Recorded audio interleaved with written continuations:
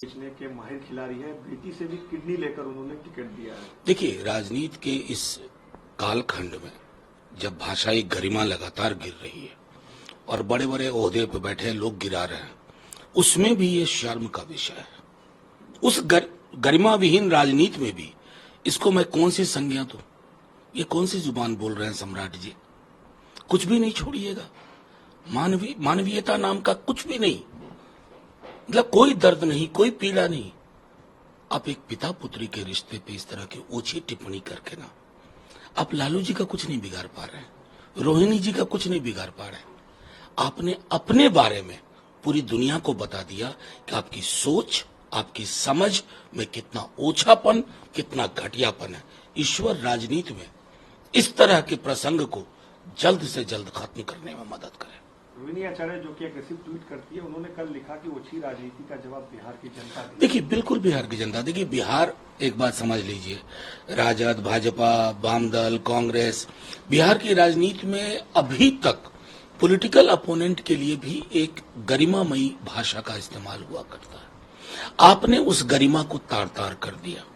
बिहार की जनता किसी जाति समुदाय की हो, एक लक्ष्मण रेखा रखती है, आपने उस लक्ष्मण रेखा को लांघ दिया।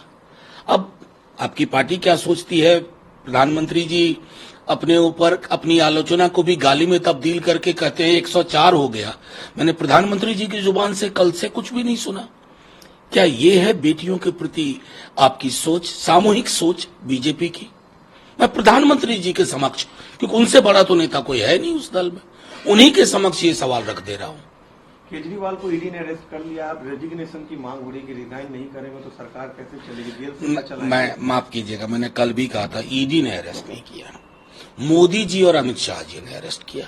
अभी बिहार भी आएंगे, झारखंड तो चले गए, तो और पूरी पॉलिटिकल लड़ाई को इन्होंने एक नया आकार दे दिया। ये नया लोकतंत्र है। पता नहीं कौन से मुंह से जाके प्रधानमंत्री जी विदेश में बोलेंगे कि मैं भारत से आया हूं जो लोकतंत्र की जननी है। मां के साथ ये व्यवहार, एक तरफ अकाउंट फ्रीज कर रहे हैं, ईडी, आईटी, सीबीआई, इन तीनों को लगा करके, ताकि चुनाव के नाम पर एक नौटंकी हो, एक स्वांग हो। क्या चाहते हैं वो? रसिया वाले की तरह 88% ने वोट कर दिया, मुहर लग गई, ले लो सारा वोट भाई। क्यों कहते हो 400 पार? कहो पूरी लोकसभा ले लो, अगर यही तौर तरीका है आपका। आरजेडी सिंबल बांटती है, इस पर सवाल कर रहे हो कि बिना सीट शेयरिंग डिस्ट्रीब्यूशन के ये कैसे हो रहा है? नहीं, देखिए, सीट शेयरिंग का एक अनौपचारिक तो खाका बना ही हुआ है ना।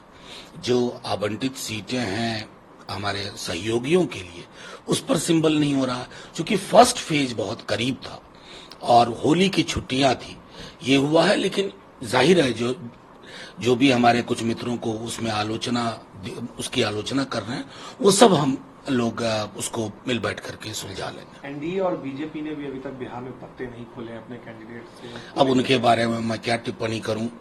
अभी वो, उनको ईडी, आईटी, सीबीआई से फुर्सत नहीं है।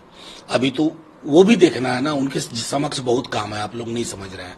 अरेस्ट करवाना है लोगों को। बिहार में भी एक लिस्ट बनी हुई है, एक एक व्यक्ति को, चपरासी ड्राइवर तक को नहीं छोड़ा जाएगा, ताकि आपको किसी न किसी तरह बांध के रखा जाए। तो उनको सीट डिस्ट्रीब्यूशन के लिए कहाँ टाइम है?